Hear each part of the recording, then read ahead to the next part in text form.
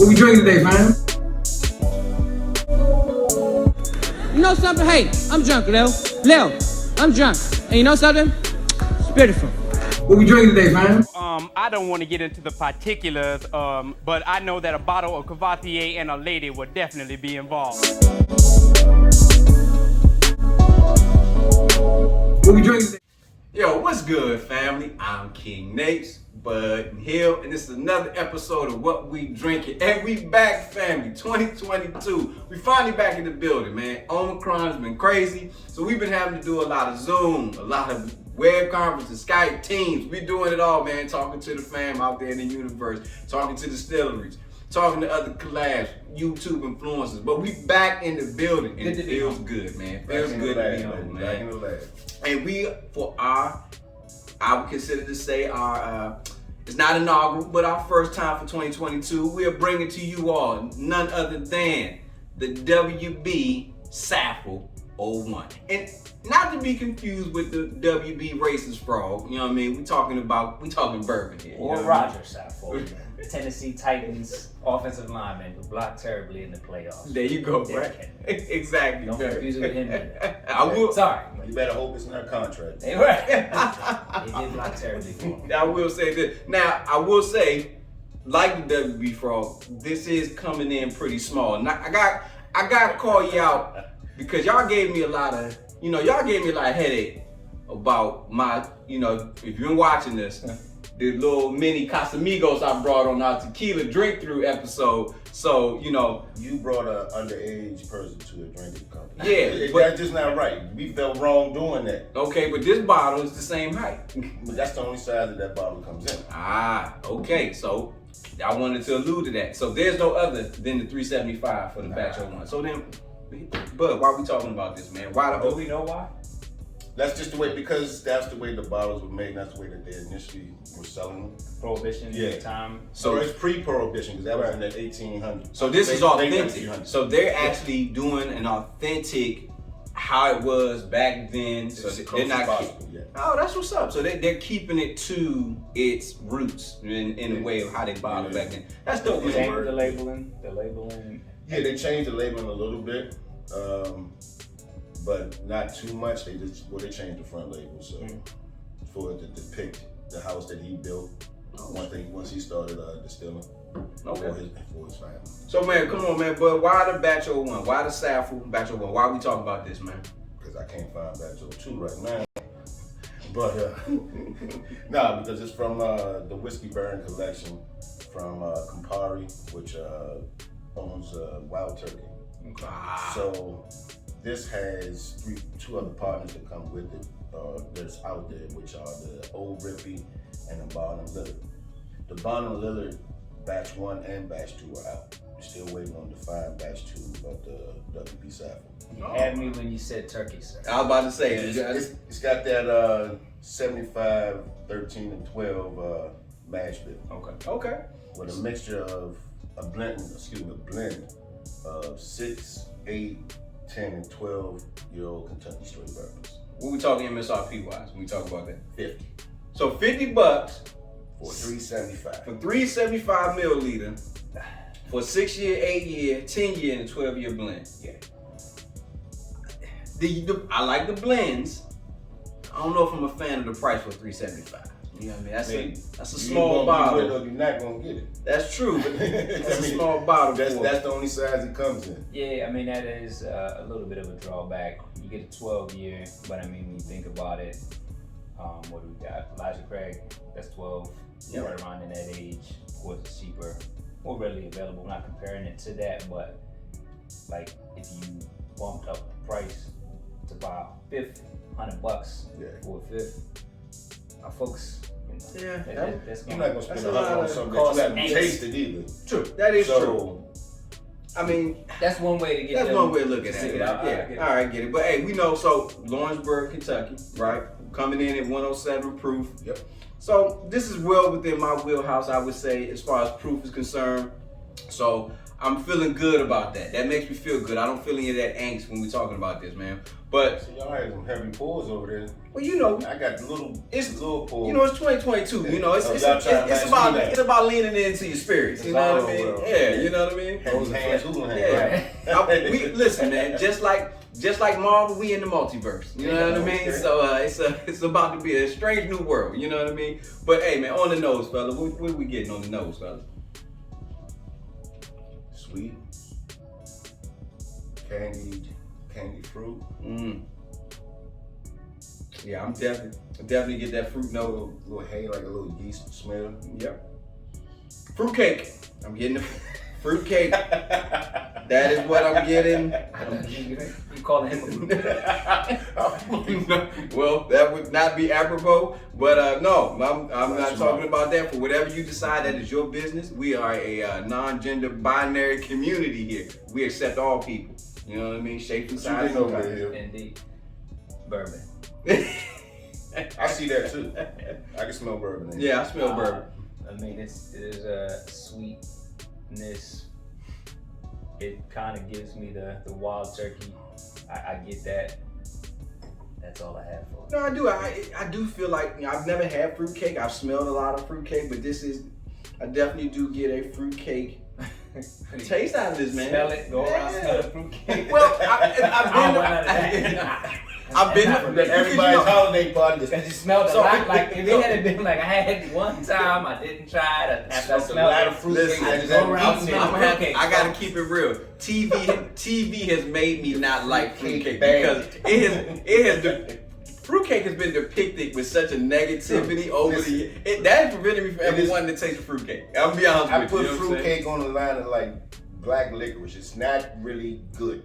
It's not cake. It really shouldn't be considered cake. I can't even like black licorice shouldn't be considered candy. It's the bad gift, that the white elephant. And that's what I mean. It's like it's the re-gift, right? It's that re-gift thing, right? I'm gonna give that back to you. The white elephant. Nah, with the fruitcake. Yeah, that's it, man. So that was good, but I'm definitely getting that. It's that fruit note, and it definitely, because you said like that breadiness, you're all right. It's like got a breadiness to it. It definitely is that fruitcake smell, man. So I'm eager to get into it. Unlike real fruitcake, I'm eager to give this one a try. So you know, family, hey, let's pour it up.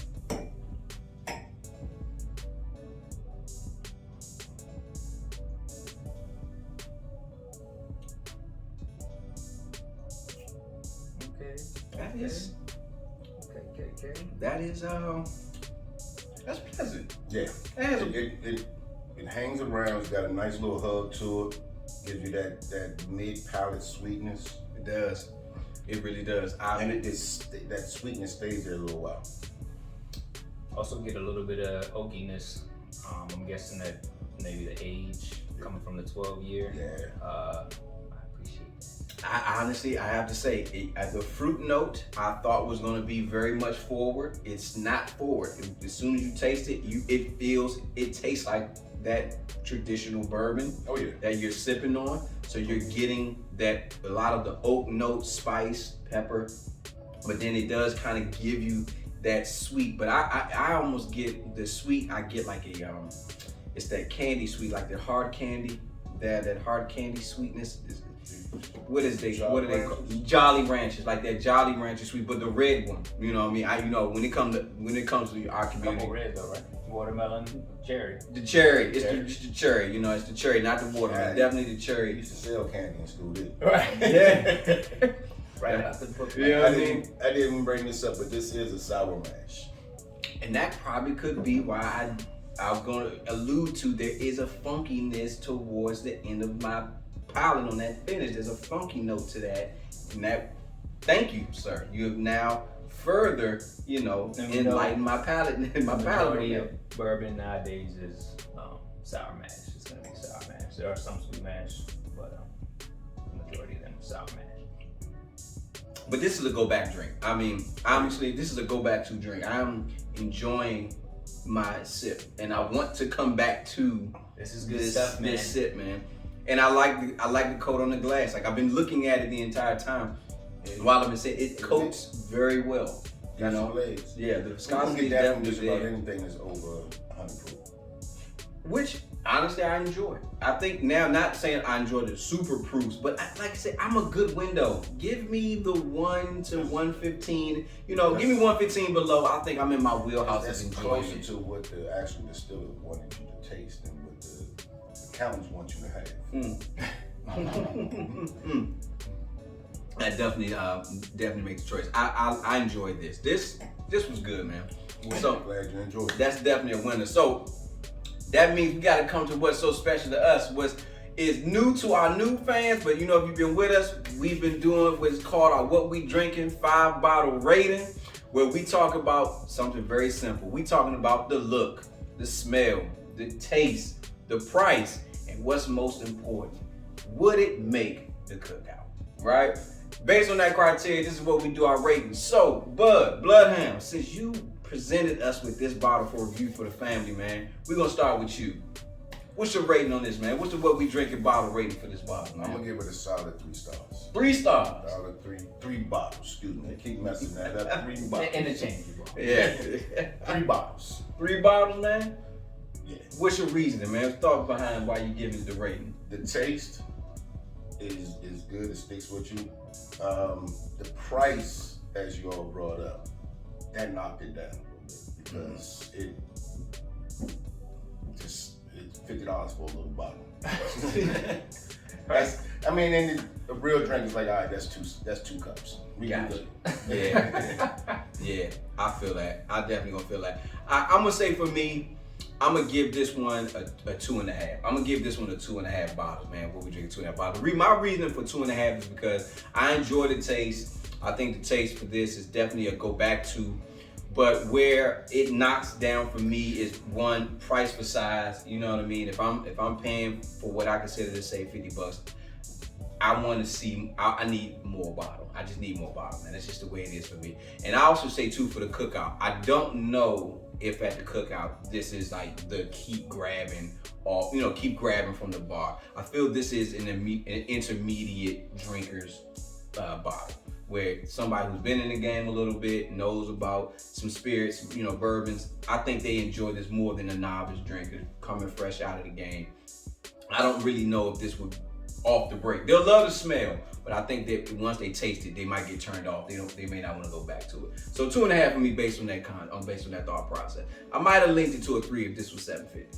I feel that. I'm with you. I concur. The price point for the amount of bourbon that you're getting, that's a tough one, to kind of sell to folks. Plus, it's not readily available. But I think I'm becoming a turkey head, or I've already been one. I mean, you guys know I rated the Russell's 13, that the store pick that you had before, Bud, that you put me on to Russell's Reserve. Wild Turkey 101 is one of my go-to everyday sippers. This one, sweetness, I actually think will kind of relate to folks at the cookout, even a novice sipper, because you have that, in the mid palate, there's that sweetness.